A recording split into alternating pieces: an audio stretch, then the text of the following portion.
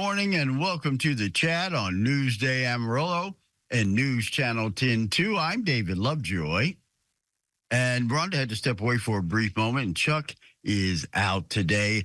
This morning, joining us from the Pacific Research Institute, Dr. Lance Izumi, written several books, movies, and videos on how we educate our kids. Today, we're tackling the subject of funding. A very important subject when we talk about schools.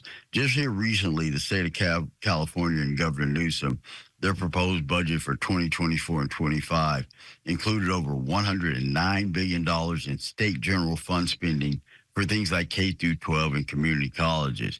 The problem is a lot of programs that they're funding are ineffective. And we know coming out of the pandemic, kids are behind. Kids are having issues in class because they missed some key developmental stages of not being in a classroom.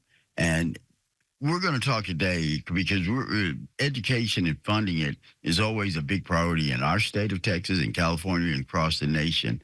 And we want to address that issue of funding old programs. And Dr. Izumi, welcome to the show this morning. Thank you for joining me.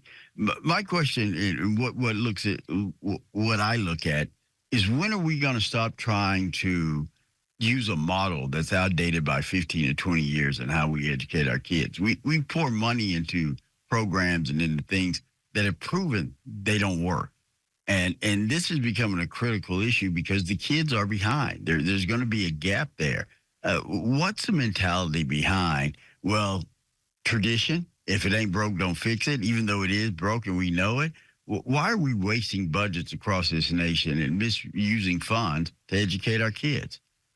Well, that's a really good question, David.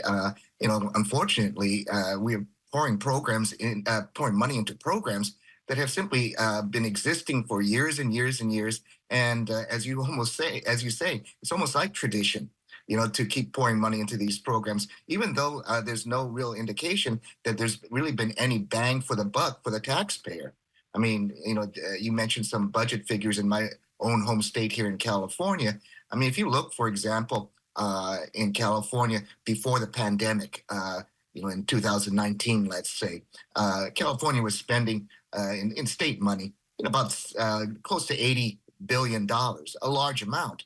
But, after the pandemic was over, California was spending, as you point out, about $110 billion.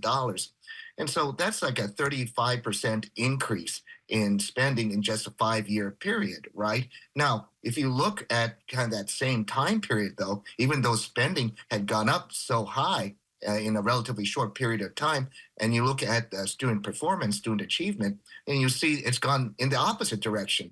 So before the pandemic, we had pretty bad test scores here in California. So you only had about 3 and 10 eighth graders here in California who were proficient in math. I mean, that's a pretty bad statistic, 3 and 10. But then, after the pandemic was over, that proportion had actually gone down to only 1 in 4. And so, all that money was spent, all that increase in spending was put out by the state, and yet we didn't get any bang for the buck. And actually, student achievement actually plunged during that time where you had increased spending. So if the spending is supposed to somehow be tied to improving student performance, well, it's certainly the opposite proved true. And so the question then is, why aren't we demanding as taxpayers, to see that bang for the buck? If we're going to be coughing up all this money for all these programs, and our leaders are saying that the reason why they're implementing these programs is to improve the performance of our children, then shouldn't we have some evidence to show for it? And so that's one of the reasons why I think that what we should do is in these programs, as much as possible, we should have research and accountability components to them to show taxpayers whether they are getting bang for the buck. Are these programs where we have lots of great flowery rhetoric about how they're going to improve learning in the classroom? Well, are they really doing so? And if they're not, then shouldn't we then rethink those programs, think about whether those monies can be better spent in other areas where they will prove more effective for improving performance? Because we can't go on and on and on spending all these billions of dollars and then getting kids who are not prepared for college, who therefore are not prepared for the workplace, and then who end up, having problems later on in life because they were never given the foundational knowledge and skills that would allow them to succeed.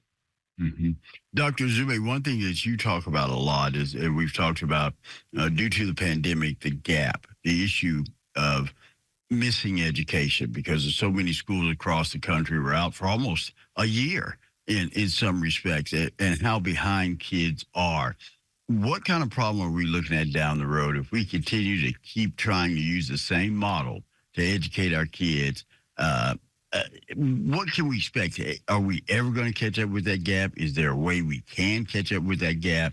And how do you stress or bring to your board of trustees or your school board the need, the urgency? I know a ballot box is one way, but we need to do something now. That's absolutely right, David. I mean, you really hit on a key point. Is that how are we going to do this? And so, I mean, take one more step back to look at, let's say, a state budget. Again, in my own home state here in California, uh, $13 billion has been proposed for this next upcoming fiscal year for so-called learning recovery. And well, again, that sounds great because obviously we had a lot of learning loss during the pandemic. But again, where is the built-in mechanism that will show whether that $13 billion is actually going to recover that learning for kids? Are there any real goals for that student achievement? And so I think that's where we really need to look at is like, if we're going to spend all this money, shouldn't we have a goal uh, hmm in 2 years, 5 years, 10 years? Where are we going to be in terms of student learning, in terms of student achievement? If, as I mentioned, here in California, if only 1 in 4 kids are proficient in eighth grade mathematics, well, if we're spending billions of dollars for learning recovery, should that be 1 in 2 kids in 2 years? Should it be, 3 and 4 kids in 5 years? What are the goals that we're setting to improve student performance? And I think that's one of the things that California can learn from Texas, actually, because there's a great person in your state, a fellow named A.J. Crable, who is a former deputy state education commissioner in Texas, and he has been a terrific expert when it comes to an advocate for improving the performance of school boards. And I think that what he says to school boards is really something that can be applied not just in Texas, but also to places like California and also to state officials like Governor Newsom in my home state. Is that listen to A.J. Crable's advice, where he tells school boards that what you need to do is set these student outcome targets.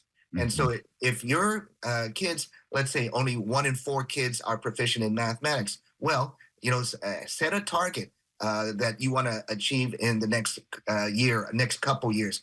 Bring that up to 1 and 2, bring it up to 2 and 3, and work with the superintendent to come up with a plan to actually achieve those goals. And I think that's really important because you can't have, a great student achievement unless you set great student achievement goals.